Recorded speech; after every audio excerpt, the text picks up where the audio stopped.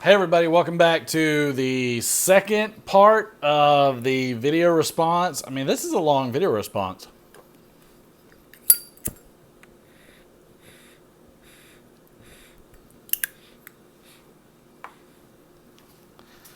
I am pretty impressed with myself. Hold on for a second. Had to seize my temper.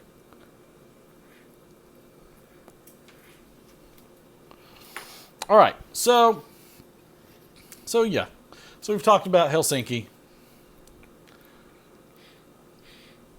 Not a shining moment. Let's talk about another president. How about Obama, who drew the red line? Drew the red line? Anyways, he put the red line out there. The humane thing then would have been to go and save all of those people when Assad spit in the face of Americans and our president's red line. Assad didn't respect our former president, and Putin sure as heck didn't either. Now, is that because Obama was so hard on him in their summits and meetings?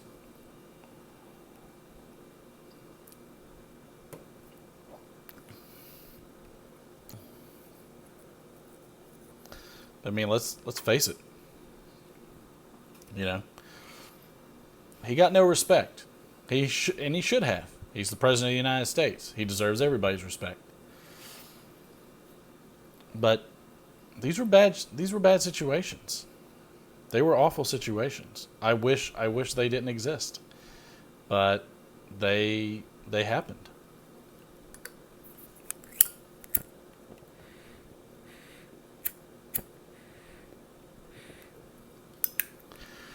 So, what are you going to do? So we went over Helsinki. That was a botched situation. Trump, Clinton, JFK, Bush. You're talking about people that were big egos, chauvinists. The Kennedy brothers, who both slept with a porn star. But what did people really want him to say at the summit in Helsinki? What did they really want? Because everybody flipped at calling Kim Jong-un Little Rocket Man. It baffles me. But, you know, it is what it is. So let's move on.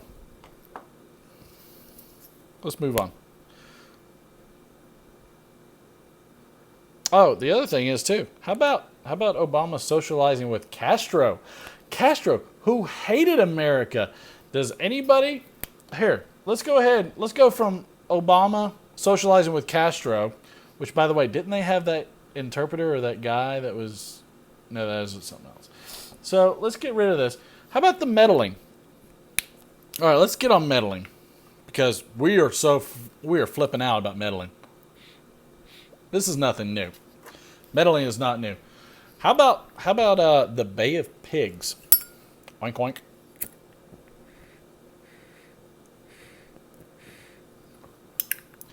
Where we sent people basically to die,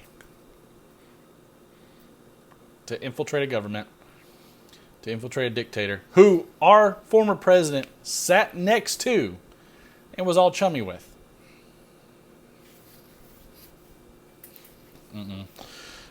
Meddling in Israel's race.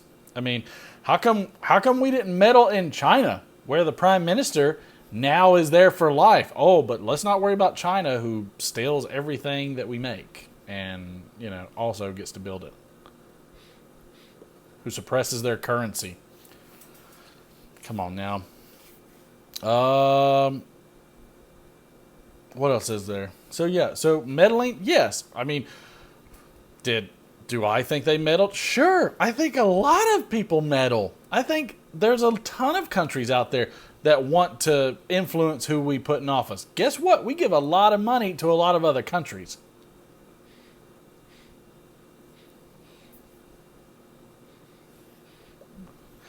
And I'll tell you right now, Miss Red Sparrow, if she was knocking on doors and, you know, saying go vote, she probably would have got my vote a little bit sooner. I didn't have anybody like that knocking my door. Sorry. Just saying. She probably could have got more votes had she been knocking on doors for Trump.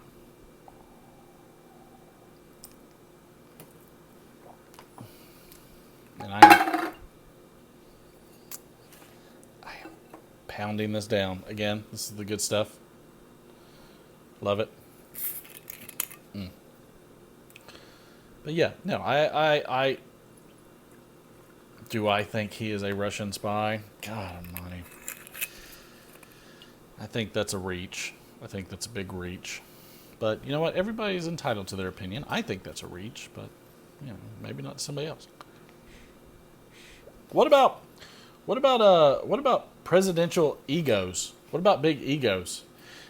I think you have to have an ego. You're talking about people that are telling you in commercials and to your face and town halls, I can solve your problem. Vote for me, put me in office, I will fix your problem. We think these people have small egos?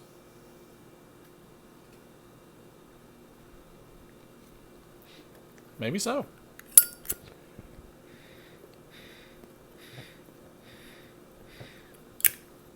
Maybe so. But I don't think so. These people have huge egos, and I think they feel they can get away with pretty much whatever they want. This is why I think you're seeing everybody's dirty laundry. That's the issue that's coming out now. But, I mean, I digress on that.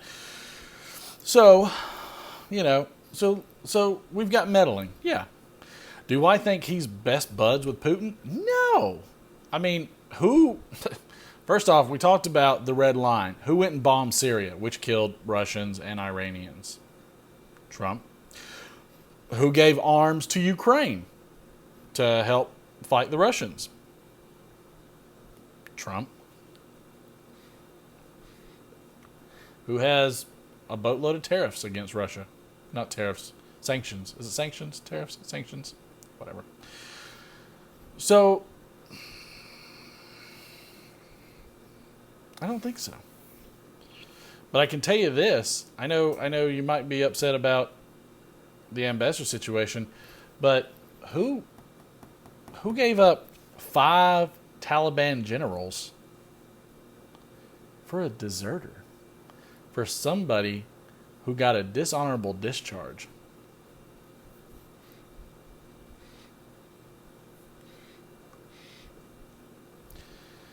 I don't know. I mean, I think there are mistakes to go around. And I think to crucify a president just because either you don't like him, you don't like the way he is, or you don't like the way they are.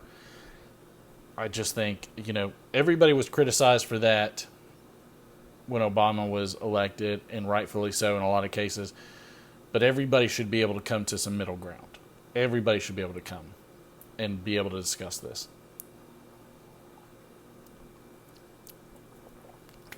So, we talked about meddling. We can knock that off.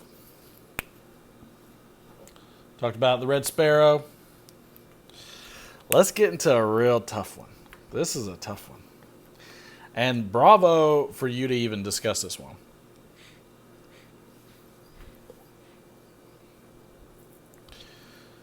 This one's going to be a tough one for me.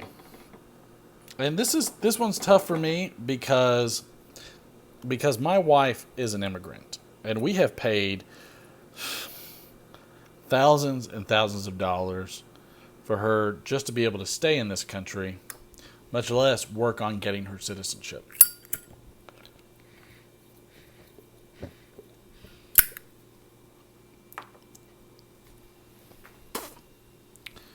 And that's been a task. We have 2 children. And the immigration situation's been tough. And the other thing is that when you come here illegally, you get benefits. You get benefits that citizens don't get. How about getting a free surgery by coming here illegally? or not illegally necessarily, but just by coming here and not being a citizen, you get a surgery, which in most cases is birthing a child. And I think I've finished paying off my last one. So we're talking about thousands to tens of thousands of dollars birthing a child, depending on the type of surgeries and everything else. I know you got a doctor that commented on your channel, so I mean, obviously they can speak to it. So that's a big deal. There's plenty of people that don't want to have their children born in the facilities, down south. I get that. That's fine. No problem. But I'm paying for that. I'm paying my taxes, and I'm paying for that.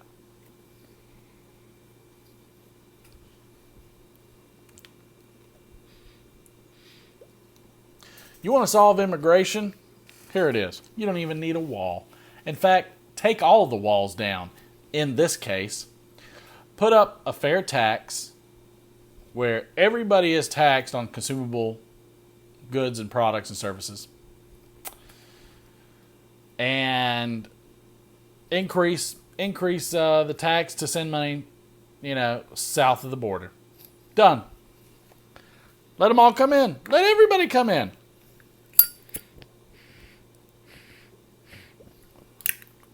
What is the fair tax, you say? It is a increased consumption tax. So it's a tax on everything. So the way it works is everybody gets their money. Max, you own your own photography business, so you get paid your money. You utilize your accountant to figure out how much taxes you owe after write-offs and everything else, though I know a lot of those laws have changed. As a salary worker or an employee for somebody, you get taxed up front. Now, let's just make it like everybody's a business. Let everybody have their money up front. Then it doesn't matter if you're salary, getting paid hourly, or you're getting paid under the table.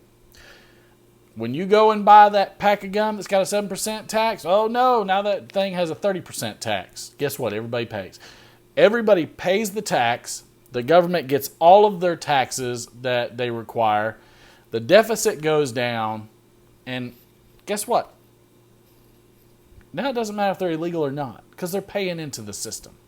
They're paying for the same benefits that they're getting. Great. Everybody pay in equally.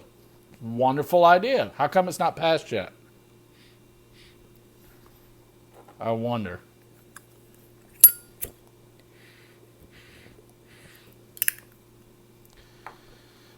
That, I think, could solve the immigration problem very quickly. And I've got a lot of family in Germany. And a big issue they have is when somebody comes along and looks at our immigration situation and what's going on, for instance, like in Texas at some of these centers, and they say, and somebody says, that's a concentration camp.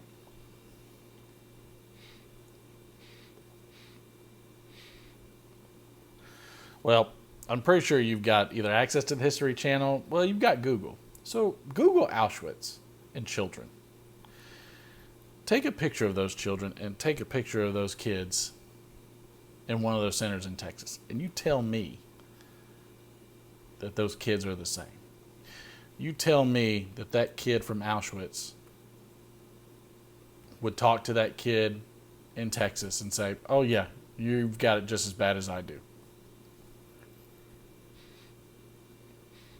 Because when you're talking about fascism and concentration camps together, well, guess what? We're talking Nazi Germany. Auschwitz is the big one. And I'll tell you, there's people that get offended, and I see why. But there are Jews that get offended. I have plenty of Jew friends and family members and close friends of family that can tell you that is absurdly offensive to even breach the idea that that's the same thing. Because as far as I know, those kids aren't out there digging ditches. They're not digging tunnels. They're not going through bedrock. They're not so emaciated that when one of them can't work and they're laying in their bunk, that a bucket of cold water is thrown on them and they die instantly. There was a special that talked about American soldiers in these camps. American soldiers in these camps. And how in this camp, an American soldier was so emaciated, so just deprived of nutrients, that he couldn't even get out of bed. He could not work. And somebody threw a cold bucket of water on him, and he died instantly from the shock. You can call it concentration camp all day long, but just, some people are going to get offended by that because, you know what? It ain't even close. It ain't even close. I feel that unless you have been there, unless you have seen it, unless you have a relative that has explained this, unless there's something that has conveyed you to compare, that, the words that you choose can absolutely offend somebody. And I feel that's absolutely correct. And we should be mindful. Just as much as we should care for one another, we should be mindful of somebody's mental health and mental capacity. And telling somebody and making that comparison can greatly offend some people and hurt people. So, concentration camp, yeah, I can see some kind of camp, or some of them concentrating area. Yeah, I can see that. But you know what? What do you want? What do you want them to do? I mean, the other situation is look at American citizens. We have American citizens that break crimes that are smaller than these people coming into the country, which are breaking our, laws of coming in illegally. And we have children ripped from American citizens' arms for small things, little things. Where's the outcry for those parents? When the Department of Family and Children's Services, who they do great work, I'm not disputing that whatsoever. When they go in and take a child from a family, where's the outcry? Who's defending that family? Happens all the time. I don't see the outpour for all of those children. And there are tons of articles out there of horrible stories of these poor kids and what happens to them when they're taken from their parents. Horrible stories. I don't hear the outcry.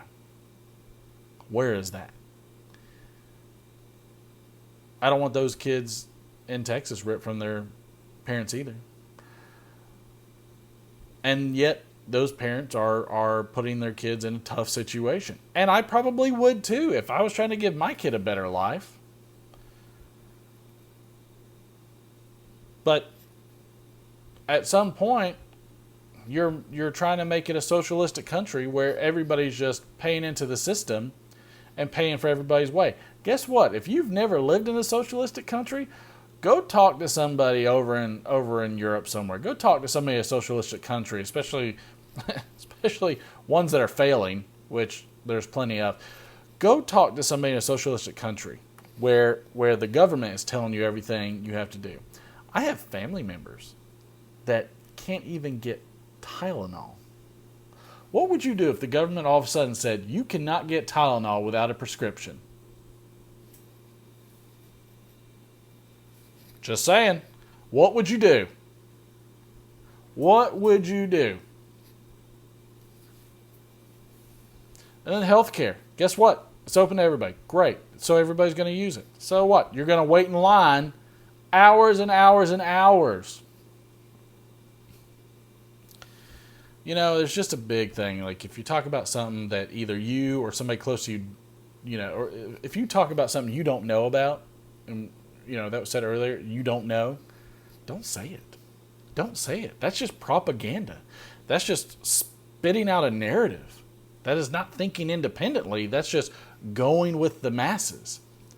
And again, at some point, if we all can't talk with differences, then we're all just heading in one direction. We're like lemmings about to go over a cliff. Guess where that happened? Nazi Germany. Guess where everybody was pushed one way?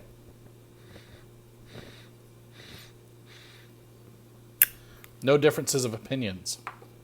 Nazi Germany. If you want to know what's really like Nazis, it's this destruction of property. It's this censorship of free speech where only one side's allowed to talk. That's like Nazi Germany.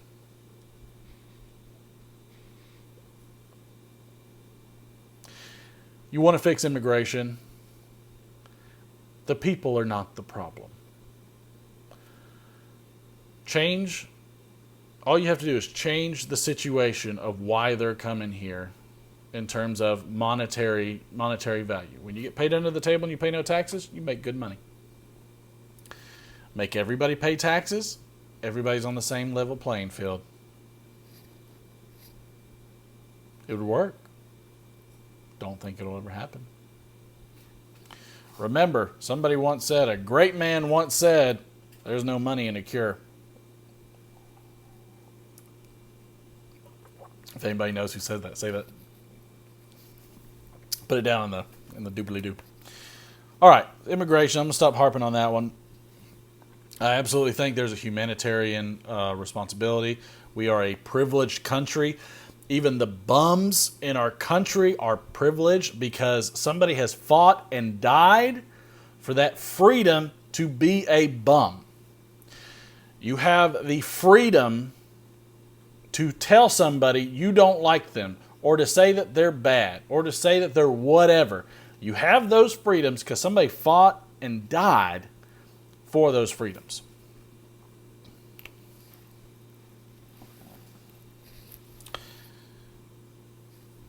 I think we've covered Auschwitz good enough.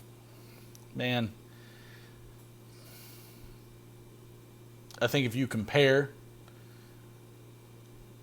it's shamingly different, considering we do the same thing to American citizens and their children, that they are ripped from their mothers or their fathers or their families' arms for small crimes.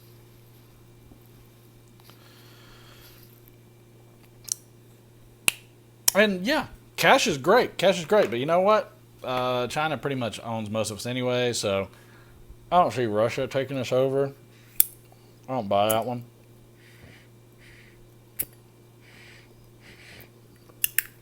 Russia's definitely not taking us over. Because China, we have so much debt for China. I'm pretty sure China would step in. But I will say this. Instead of cash, take your cash. Go buy gold and silver. What's in your deposit? Your bug out safe.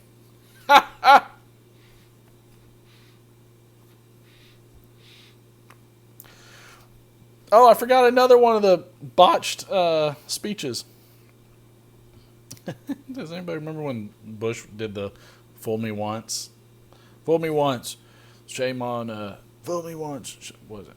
Fool me once, shame on. No, God, I wish I could do his. I wish I could do voices. Sometimes I can. Fool me once, shame on you. Fool me twice, shame on you. I can't do it.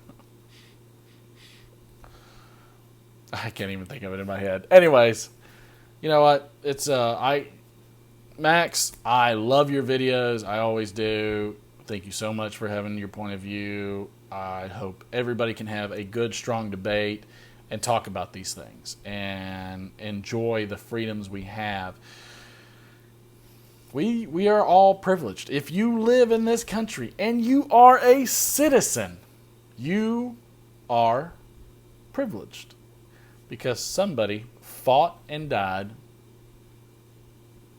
Did I say for your sins earlier? No. Somebody fought and died for your freedoms. I think I probably did say sins. I've boozed it. This one took some booze.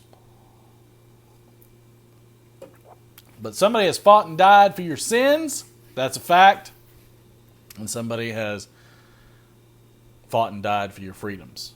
And you should go thank somebody. Invite them to smoke a pipe. This is Martin. We're talking about all kinds of things over a pipe.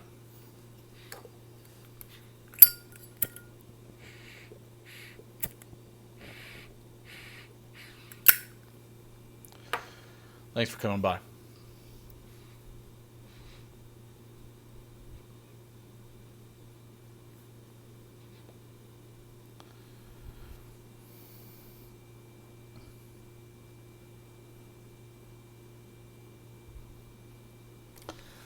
I almost forgot. All you had to say about the whole like Russia thing is that Patrick Swayze would come back from the dead and we would beat those suckers down just like we did in Red Dawn. How you like them apples? Stick that in your pipe and smoke it. Yeah. Red Dawn. Patrick Swayze.